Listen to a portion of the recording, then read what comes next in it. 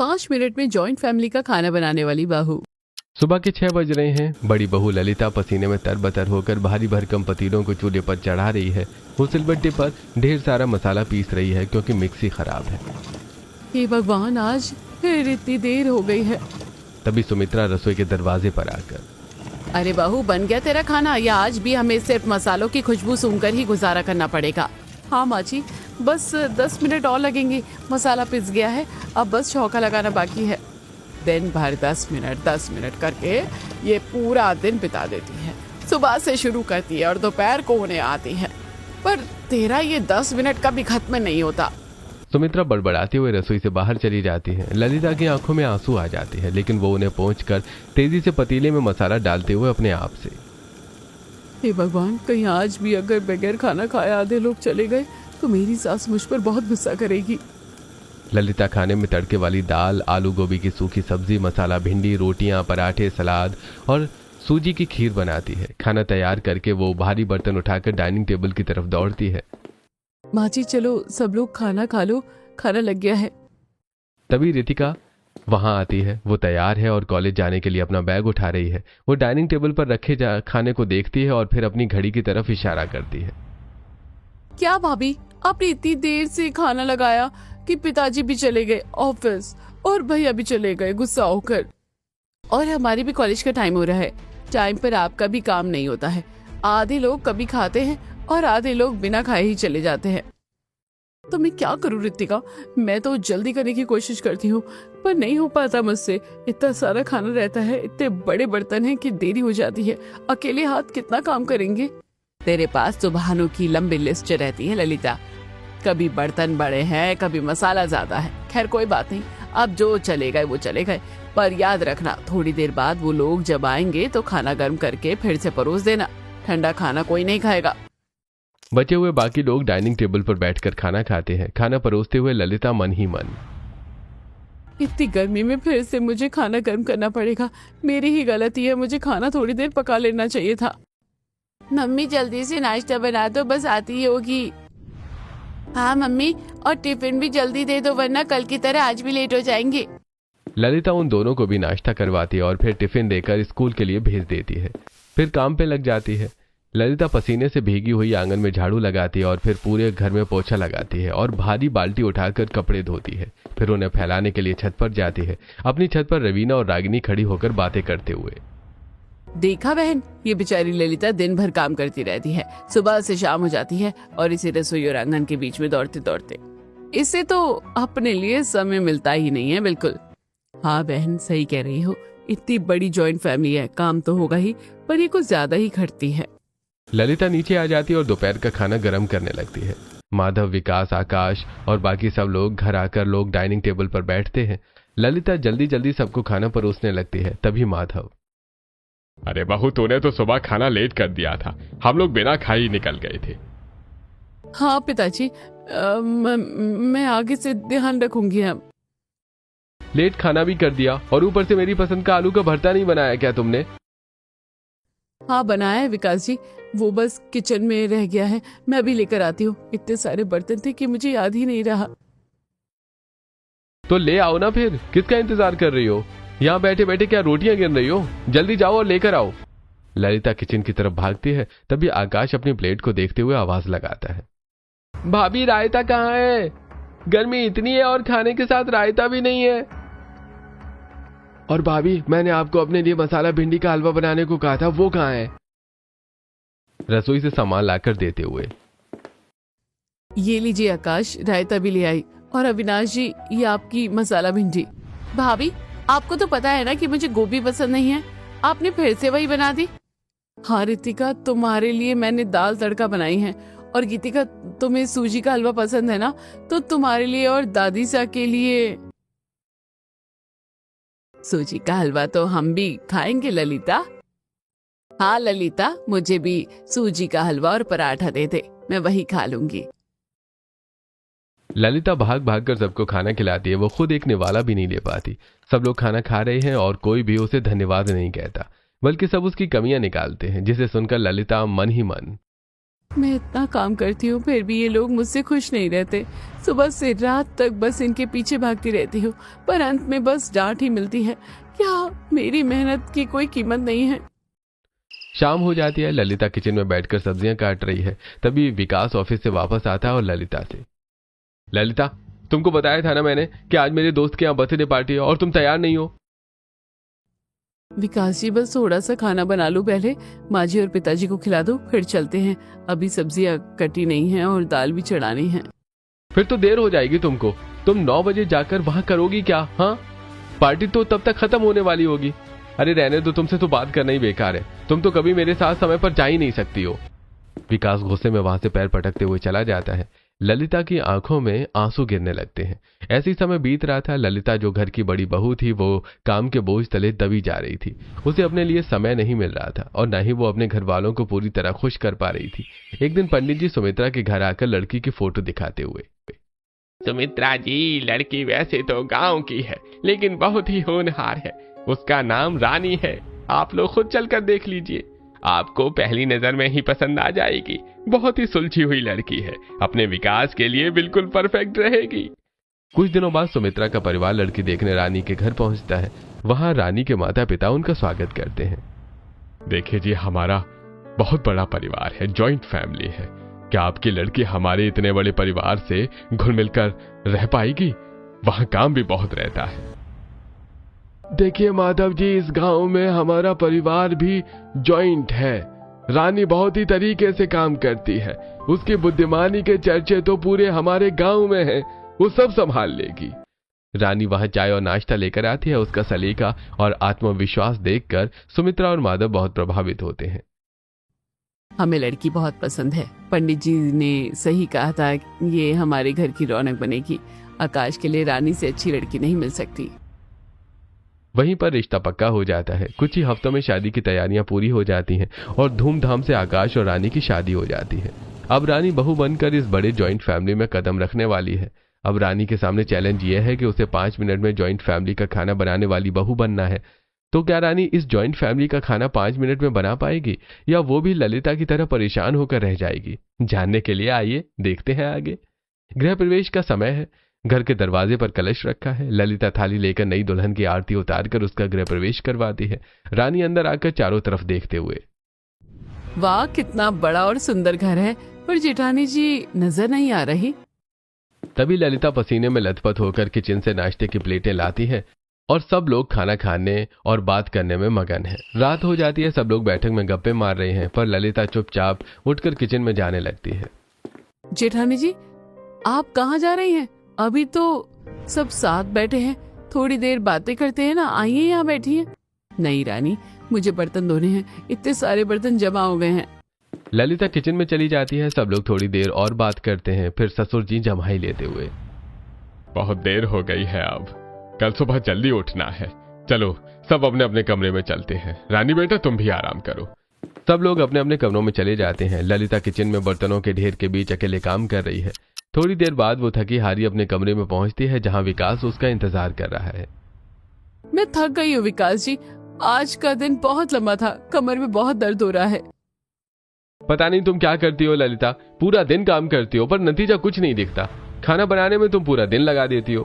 अरे थोड़ा दिमाग ही लगा लिया करो, जिससे काम जल्दी हो जाए। ललिता बिना कुछ कहे बिस्तर पर लेट जाती है और तुरंत सो जाती है। अगली सुबह घर में काफी हलचल है। रानी की मुंह दिखाई की रस्म होने वाली है। मोहल्ले की रवीना, रागिनी और अन्य औरतें आई हुई हैं। ललिता किचन में चाय और नाश्ता बनाने में जुटी है। इधर रानी सभी औरतों के बीच में बैठी हुई मन ही मन में, कोई भी काम नहीं कर रहा, सिर्फ जेठानी ही किचन का सारा काम कर रही है। वो अकेले कितना काम करेगी भला? औरतें रानी की मुंह की दिखाई की रस्म पूरी करती हैं। तब तक ललिता उन्हें नाश्ता करवाती है। थोड़ी देर बाद सभी औरतें चली जाती हैं। पूरा दिन रस्मों रिवाजों में बीत जाता है।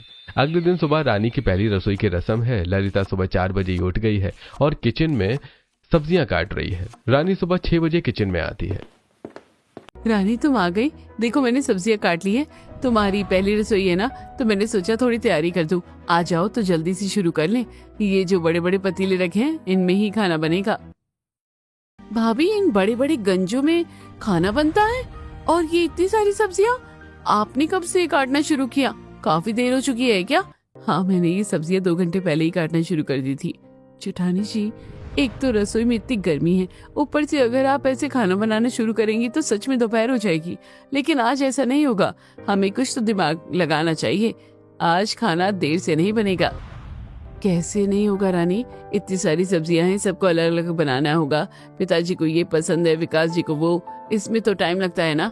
जेठानी जी, अगर इन सब्जियों को हम अलग अलग तरीके से बनाएंगे तो बहुत टाइम लगेगा। क्यों ना हम मिक्स वेज बना लेते हैं? पता नहीं कोई खाएगा या नहीं खाएगा।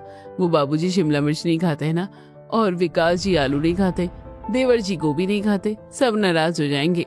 कोई बात नहीं भाभी, सबको मिक्स करके बना देते हैं। जिसको जो नहीं खाना होगा वो निकाल कर अलग कर देंगे। मैं इतनी अच्छी और टेस्टी सब्जी बनाऊंगी कि सब उंगलियां चाटते रह जाएंगे। आप बस देखती जाइए। रानी ने रसोई की कमान संभाल ली है। ललिता हैरान होकर उसे देख रही है। जेठानी जी, सबसे पहले हम इस मिक्स वेज का तड़का लगा लेते हैं। देखिए, मसालों की खुशबू पूरे घर में फैलेगी तो कोई मना नहीं कर पाएगा। रानी से जल्दी से मिक्स वेज को तड़का देकर उसे पकाने के लिए चढ़ा देती है। फिर ललिता, रानी, सब्जियों का समय तो बचा, पर ये दाल और चावल इतने सारे लोगों के लिए अलग अलग पतीलों में बहुत देर हो जाएगी। जेठानी जी, बड़े डब्बे वाला कुकर है कि नहीं है घर में? हम दाल और चावल को डब्बे वाले कुकर में एक साथ बनाएंगे, इससे समय और गैस दोनों बचेंगे। डब्बे वाले कुकर में एक साथ? क्या दाल और चावल ठीक से पक जाएंगे? कहीं खराब हो गई तो माँ जी बहुत गुस्सा करेगी। मैंने तो कभी ऐसे नहीं बनाया। नहीं भाभी, दिक्कत नहीं होगी, बहुत अच्छे से बन जाएगा। फिर दाल को अलग से तड़का दे देंगे और चावल को भी जीरा फ्राई कर देंगे। बस 15-15 मिनट में सब तैयार हो जाएगा। रानी ने बड़ी चतुराई से कुकर चढ़ा दिया। अब बारी थी रोटियां की। ललिता हमेशा एक एक करके रोटी छोटी बेलती थी, जिसमें घंटों लग जाते थे। रानी ने अपना अलग ही तरीका निकाला। अब रोटियों के लिए आप एक काम कीजिए, ये बड़ा वाला तवा रखिए और मैं स्लैब को अच्छे से साफ करके उस पर बड़ी बड़ी रोटियां बेलती हूँ। फिर हम इस प्लेट में गोल गोल रोटियां काट लेंगे। प्लेट से काट कर रोटियां? क्या ये सेक पाएंगी? आप बस फटाफट सेकती जाओ और तीनों गैस चालू कर दो। 2 तवे रख लेते हैं, दोपहर रोटियां पकेंगी और तीसरी पर सेक लेना, जिससे काम जल्दी हो जाएगा। ललिता और रानी मिलकर बिजली की गति से रोटियां बनाने लगी। रानी का दिमाग हर पल चल रहा था कि काम को और आसान कैसे बनाया जाए। अब मीठे की बारी थी। अब हम लोग मीठे में सूजी की खीर बना लेते हैं, वो जल्दी बन जाएगी और स्वादिष्ट भी बनेगी। थोड़ी देर में रानी पूरा खाना तैयार कर लेती और फिर ललिता से, लो, पूरा वेज खाना लग गया। अब बस इसे अचार और चटनी के साथ सर्व करते हैं। दोनों मिलकर डाइनिंग टेबल पर खाना लगा देती हैं। सभी लोग खाना खाते हुए, अरे वाह, आज तो खाना बहुत जल्दी बन गया है। खुशबू तो बहुत अच्छी आ रही है। ये क्या बनाया है आज? ये तो मिक्स वेज है और हलवा भी। वाह, आज तो खाने में मजा ही आ गया। चाची, आपने तो कमाल कर दिया। जैसे हम दोनों जुड़वा भाई हैं, वैसे ही आपने जुड़वा बहनों की तरह काम किया ना। अनिल की बात सुनकर सभी लोग हंस पड़ते हैं। देखा ललिता, मैंने कहा था ना कि थोड़ा दिमाग लगाया करो। आज रानी की पहली रसोई थी और उसने समय से पहले ही सब कुछ तैयार कर दिया। हाँ ललिता, थोड़ा तुम अब इससे सीखो। जी दादी सा। हाँ भाभी, मुझे भी कभी टाइम पर नाश्ता नहीं मिलता था, आज मिला। रानी भाभी, आप आ गई हैं तो अब हम सबको टाइम पर सब मिलेगा। आप सच में बहुत स्मार्ट हो। अरे, मुझे भी छोटी बहू से बहुत उम्मीद थी। चलो, अब रोज खाना टाइम पर तो मिल जाएगा और साथ ही स्वादिष्ट भी रहेगा। सब लोग खाने की जमकर तारीफ करते हैं, जिसे सुनकर ललिता मन ही मन, मैं इतने सालों से काम कर रही हूँ, लेकिन आज तक मेरी तारीफ तो छोड़ो, मेरी मेहनत की किसी ने कदर ही नहीं की है। रानी को आए 2 दिन भी नहीं हुए हैं और सबने उसकी इतनी तारीफ की। ये तो मेरा अपमान है। ऐसे ही 1 हफ्ता बीत जाता है और एक दिन रानी अपने पति से, सुनिए जी, हमें बाजार से कुछ चीजें लानी है घर के लिए। मैंने सुना है कि शहर में रसोई का काम मशीनों से होता है, तो चलिए ना हम मशीनें कुछ खरीद कर ले आते हैं। क्यों नहीं रानी, लेकिन तुम्हें वो मशीन चलाना तो नहीं आता और ना ही भाभी को मशीन चलाना आता है, फिर तुम उनको इस्तेमाल कैसे करोगी? हाँ, ये बात तो आप सही कह रहे हैं। मुझे मशीन चलाना तो आता नहीं है, लेकिन मेरी नंदों को तो आता है ना, मैं उनसे मदद मांग लूंगी। ये सब इतना आसान नहीं है रानी, वो दोनों तो बहुत व्यस्त रहती हैं, शायद ही तुम्हें सिखा पाए। आप उसकी चिंता मत कीजिए, मैं उन्हें मना लूंगी। बस आप बाजार तो चलिए। ऐसा कहकर रानी एक लाल साड़ी निकालती है और उसे पहनकर तैयार हो जाती है, जिसे देखकर आकाश, अरे आज तो तुम बहुत खूबसूरत लग रही हो इस रेड साड़ी में। दोनों बाजार जाते हैं। बाजार में रानी और आकाश एक आइसक्रीम पार्लर में बैठे हैं। आकाश प्यार से रानी को आइसक्रीम खिला रहा है। तभी पड़ोस की रवीना और रागिनी वहां से गुजरती हैं। देखो इन लैला मजनू को, आकाश तो पूरा जोरों का गुलाम बन गया है, अपनी बीवी को बाहर घुमा रहा है और उसके नखरे भी उठा रहा है। अच्छा है अभी नई नई शादी है ना, पर देखना घर की शांति भंग होगी। जब ये अपनी बीवी से काम नहीं करवाएगा तो बड़ी बहू पर बोझ बढ़ेगा और घर में कलेश होगा।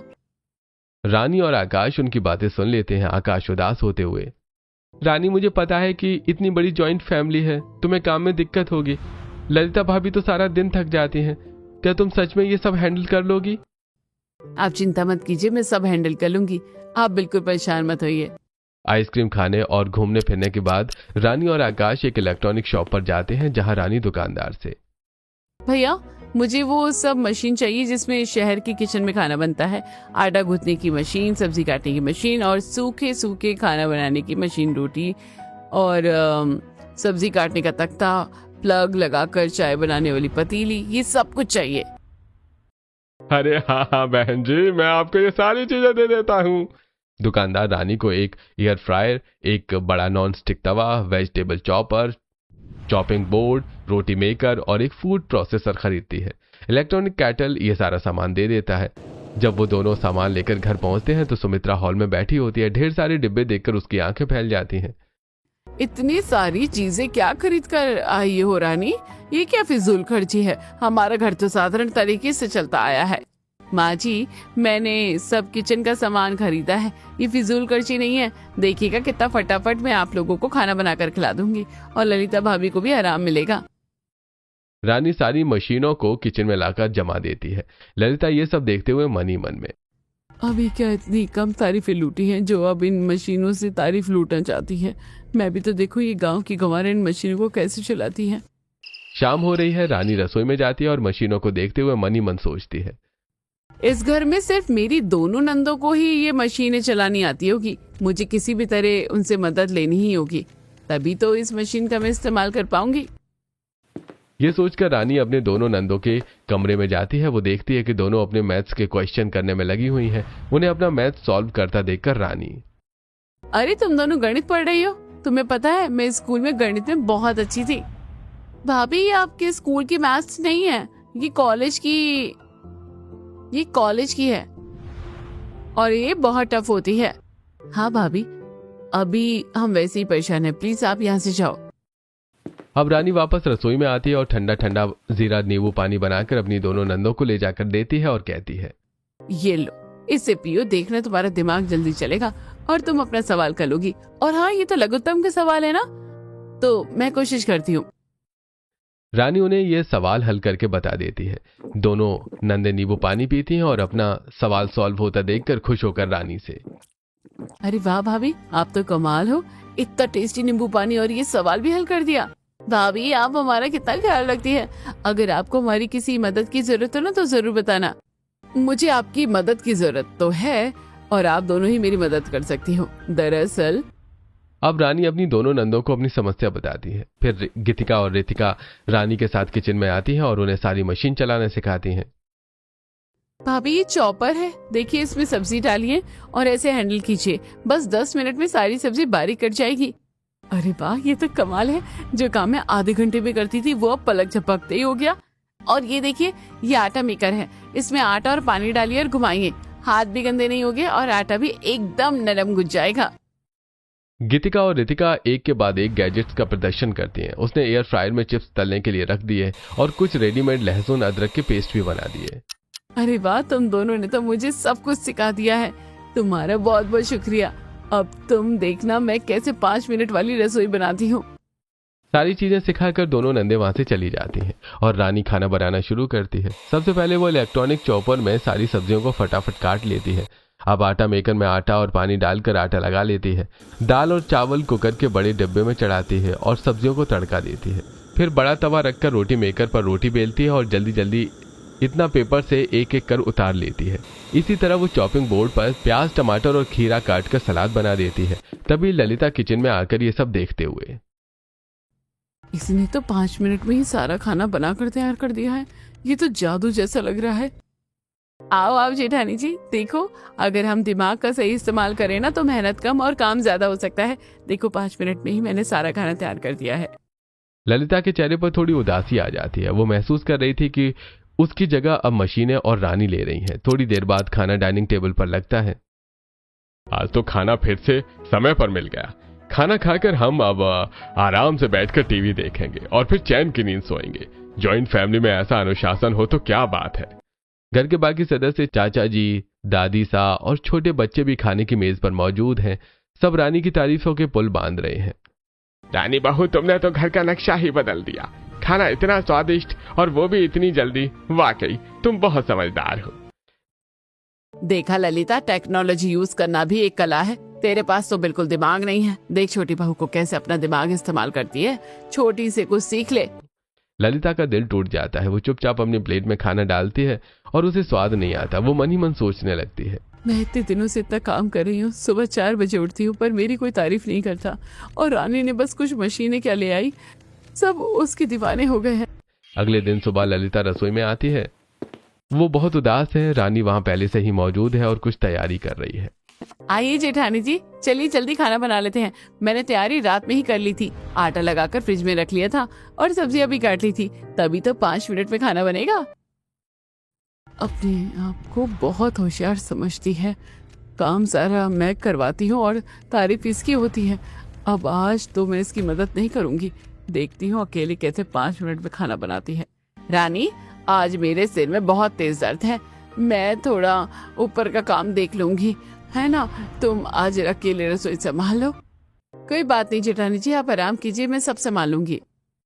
ललिता किचन से बाहर चली जाती है और रानी मशीनों का इस्तेमाल करके जल्दी जल्दी खाना बनाने लगती है। थोड़ी देर बाद सुमित्रा किचन में आकर, बहू खाना कब तक तैयार हो जाएगा? सब लोग ऑफिस जाने के लिए तैयार हो रहे हैं। मुझे बस 5 मिनट दीजिए, मैं अभी खाना तैयार कर देती हूँ। बस रोटियां सेकना बाकी है। रानी बिजली की फुर्ती से काम करती है। एक तरफ इंडक्शन पर हलवा बन रहा है, दूसरी तरफ गैस पर दाल और सब्जी। उसने फ्रिज से गुथा हुआ आटा निकाला और स्लैब पर बड़ी रोटी बेलते हुए, इस बार तेल लगाकर पराठे जैसा बना दूंगी। एक के ऊपर एक फटाफट रखकर सिक जाएंगी। सचमुच 5-7 मिनट में खाना मेज पर लग जाता है। सब लोग फिर से रानी की तारीफ करने लगते हैं। ललिता ये सब देखकर एक बार फिर से जल जाती है। इसने तो मेरे बिना भी इतनी जल्दी काम कर लिया। ये तो मुझसे भी ज्यादा तेज निकली। अब मुझे इसे सबक सिखाना ही होगा, वरना इस घर में मेरी कोई पूछ नहीं होगी। शाम को पड़ोसन रवीना घर आकर सबको निमंत्रण देते हुए, सुमित्रा जी, आज हमारे यहाँ छोटी सी पार्टी है। आप सब सह परिवार आमंत्रित है। बहू को भी लेकर आइएगा। रवीना के जाने के बाद रानी ललिता से, भाभी तैयार हो जाइए, आज पार्टी में चलेंगे। काम तो जल्दी खत्म हो ही गया है, अब थोड़ा बाहर घूम कर आते हैं। ललिता पहले तो मना करती है, फिर रानी के जोर देने पर तैयार हो जाती है। सभी लोग पार्टी में पहुंचते हैं। पार्टी में रवीना और रागिनी ललिता को देखकर ताना मारते हुए, अरे आज तो बड़ी बहू भी आ गई है, वरना ये तो बस किचन की शोभा बढ़ाती रहती थी। क्या बात है ललिता, आज छुट्टी मिल गई? क्यों, बड़ी बहू क्यों नहीं आ सकती? अब हम दोनों हैं ना, तो काम चुटकियों में हो जाता है। भाभी को पूरा समय मिलता है अपने लिए। अच्छा है भाई, छोटी बहू के आने से ललिता की तो किस्मत ही खुल गई, वरना ये तो बेचारी मिलने तक को तरस जाती थी। रानी की तारीफ सुनकर एक बार फिर ललिता को बुरा लगता है और उधर थोड़ी दूरी पर आकाश रानी को अपने पास बुलाता है, फिर उसे गुलाब जामुन खिलाते हुए, रानी देखो तुम्हारे लिए गुलाब जामुन, चलो मेरे हाथों से खा लो। आज तो आपको बहुत प्यार आ रहा है। सब देख रहे हैं, बाकी का प्यार घर पर दिखाइएगा। सभी लोग पार्टी में एंजॉय करते हैं। रात को सभी घर आ जाते हैं अपने कमरे में। आकाश रानी से, क्या बात है रानी, आज तुम्हें नींद नहीं आ रही है? आज तुम्हारे पैरों में दर्द भी नहीं है और जल्दी काम भी खत्म हो गए। क्यों ना हम दोनों मिलकर मूवी देखते हैं। तभी कमरे के सामने से किचन में जा रही रितिका ये सुन लेती है और दरवाजा खटखटा कर कहती है, भैया मैंने सुन लिया, मैं भी मूवी देखूंगी। चलो हॉल में सब मिलकर मूवी देखते हैं। पूरा परिवार हॉल में सोफे और कालीन पर बैठ जाता है। बड़े पर्दे पर फिल्म शुरू होती है। फिल्म के बीच में ही सुमित्रा रानी से, रानी तू है तो कोई चिंता नहीं, वरना बड़ी बहू तो हमेशा काम करो ना रोती रहती थी। आज पहली बार हम साथ में बैठकर मूवी देख रहे हैं। ललिता को यह सब सुनकर बहुत बुरा लगता है। वो मन ही मन, इसने बहुत तारीफ बटोली है, अब मैं इसका काम बिगाड़ूंगी। अगले दिन ललिता सुबह 4 बजे ही उठकर रसोई में जाती है। पूरा घर गहरी नींद में सो रहा है। बहुत बन रही है ना स्मार्ट बहू, सारा काम मशीनों पर छोड़ दिया है। कल जब ये मशीनें ही नहीं चलेगी तब देखूंगी कि ये 5 मिनट में खाना कैसे बनाती है। कल जब इसकी डांट पड़ेगी तब इसे असलियत समझ आएगी। ललिता सबसे पहले आटा मेकर उठाती है और उसमें ढेर सारा सूखा आटा और जरूरत से ज्यादा पानी डाल देती है। वो उसे चला देती है जिससे आटा अंदर बुरी तरह से चिपक जाता है और ब्लेड फंस जाते हैं। लो, अब गूंथती रहना इसमें आटा। अब गैस के बटन भी छुपा देती हूँ और इंडक्शन का तार, इसे यहाँ तो थोड़ा काट देती हूँ ताकि करंट ना लग पाए। फिर वो इधर उधर हाथ मारती है और अंत में उसे बड़े तवे को ढूंढ लेती है जिससे रानी रोटियां बनाती थी। वो उसे एक पुराने डिब्बे के पीछे छिपा देती है। अपना काम पूरा करके वो चुपचाप वापस अपने कमरे में लाकर लेट जाती है। अगली सुबह रानी हमेशा की तरह मुस्कुराती हुई रसोई में आती है और ललिता को वहां पहले से खड़ा पाती है। अरे गुड मॉर्निंग जेठानी जी, आज आप इतनी जल्दी? लाइए मैं जल्दी से आटा गूंथ लेती हूँ, फिर हम दोनों मिलकर नाश्ता बना लेंगे। हाँ रानी, मैं तो बस ये देख रही थी कि आटा मेकर शायद खराब हो गया है। मैं इसमें आटा गूंथने की कोशिश कर रही थी पर ये चल ही नहीं रहा। कहीं तुमसे तो नहीं टूट गया? खराब हो गया? कल रात तक तो बिल्कुल ठीक था। अरे ये तो पूरा अंदर से जाम है। इसमें इतना सारा पानी किसने डाल दिया? मुझे क्या पता, मैं तो बस तुम्हारी मदद करने आई थी। अब ये तो चलेगा नहीं। और देखो इंडक्शन भी चालू नहीं हो रहा। अब तो तुम्हें घंटों लगेंगे हाथ से आटा गूंथने में और पतीलों में खाना बनाने में। रानी ध्यान से रसोई का मुआयना करती है। उसे कुछ अजीब लगता है। वो समझ जाती है कि ये कोई इत्तेफाक नहीं है। वो ललिता की आंखों में देखती है जो कुछ छुपाने की कोशिश कर रही है। तो ये बात है जेठानी जी, ये जलन में सब किया गया है। उन्हें लगता है कि मैं हार मान जाऊंगी, लेकिन वो नहीं जानती कि स्मार्टनेस भी दिमाग से होती है। रानी शांत रहती है। वो बिना किसी शिकायत के हाथ से आटा गूंथना शुरू करती है। चीजें बिगड़ने की वजह से नाश्ते में थोड़ी देर हो जाती है। तभी सुमित्रा रसोई में आती है। रानी, आजकल देरी क्यों हो रही है? सब लोग डाइनिंग टेबल पर इंतजार कर रहे हैं। क्या आज तुम्हारी ये टेक्नोलॉजी फेल हो गई है? नहीं माँ जी, बस कुछ मशीनें अचानक खराब हो गई थी और गैस में भी कुछ दिक्कत आ गई थी। आप चिंता मत कीजिए, मैं सब सही कर लूंगी, बस थोड़ा समय लगेगा। जैसे तैसे रानी नाश्ता तैयार करती है और मेज पर लगाती है। सब लोग थोड़े नाखुश हैं क्योंकि उन्हें इंतजार करना पड़ा। आज तो तुमने बहुत लेट कर दिया रानी, हमें ऑफिस के लिए निकलना था। क्या हुआ, आज 5 मिनट वाला जादू खत्म हो गया है क्या? माफी चाहती हूँ भैया, कुछ चीजें मेरे नियंत्रण से बाहर हो गई थी। आज थोड़ा दिक्कत हुई है, पर आपको अब शिकायत का मौका नहीं मिलेगा। मैं सब ठीक कर दूंगी। खाना खिलाने के बाद रानी वापस रसोई में जाती है। वो सबसे पहले आटा मेकर को साफ करती है, फिर वो तवे को ढूंढने लगती है। वो अलमारी के नीचे डिब्बों के पीछे हर जगह देखती है। अंत में उसे वो डिब्बे के पीछे छिपा हुआ मिल जाता है। तो तवा यहाँ छिपा था और इंडक्शन का तार भी कट गया। ये सब जेठानी जी ने किया है। उन्हें लगा कि मैं टूट जाऊंगी, पर अब मुझे उन्हें एक सबक सिखाना पड़ेगा। रानी धीरे से इंडक्शन का तार जोड़ती है और टेप लगा देती है। वो गैस का बटन भी लगा देती है जो उसे सिंक के नीचे मिलता है। वो सब कुछ फिर से फिट कर देती है। अगले दिन सुबह रानी सिर पर पट्टी बांधे हुए हॉल में आती है और अपनी सास से कहती है, माँ जी, आज मेरे सिर में बहुत दर्द है, इसलिए मैं रसोई में खाना नहीं बना पाऊंगी। आज जेठानी जी संभाल लेंगी। ठीक है रानी बहू, तू आराम कर, वैसे भी तू तो बहुत काम करती है। बड़ी बहू, आज जरा खाना तुम बना लो सबके लिए। अब ललिता किचन में जाती है और खाना बनाने की तैयारी करते हुए अपने आप से कहती है, चलो आज मैं सबको अपना पुराने स्टाइल का खाना खिलाऊंगी। पर मुझे तो ये सारी मशीनें चलाना आता ही नहीं, मुझे तो हाथ से ही काम करना पड़ेगा। ललिता को अब हाथ से ही सारा काम करना पड़ रहा है। वो पसीने पसीने हो रही है। समय बीतता जा रहा है और खाना तैयार नहीं है। तभी माधव बाहर से चिल्लाते हुए, अरे बहू, आज फिर देरी? रानी बीमार है तो क्या काम रुक जाएगा? ललिता थक कर चूर हो जाती है। बड़ी मुश्किल से वो काफी देर बाद नाश्ता लगाती है। सभी लोग गुस्सा होकर नाश्ता करते हैं। फिर ललिता बाकी के काम में लग जाती है। ऐसी शाम हो जाती है। उसे शाम को भी अकेले काम करना पड़ता है। वो रात को अपने कमरे में जाती है। उसे देखकर विकास, मैंने सोचा था आज हम बाहर टहलने जाएंगे, पर तुमने तो खाना बनाने में ही रात के 10 बजा दिए। विकास जी, मेरे पैर बहुत दुख रहे हैं, आज काम बहुत ज्यादा है। मुझे लगा था कि मैं कर लूंगी। अरे छोटी बहू काम करती है तो समय भी मिल जाता था, और वो कभी थकती भी नहीं थी। तुम बस पुरानी आदतों में फंसी हुई हो। विकास गुस्से में बाहर चला जाता है।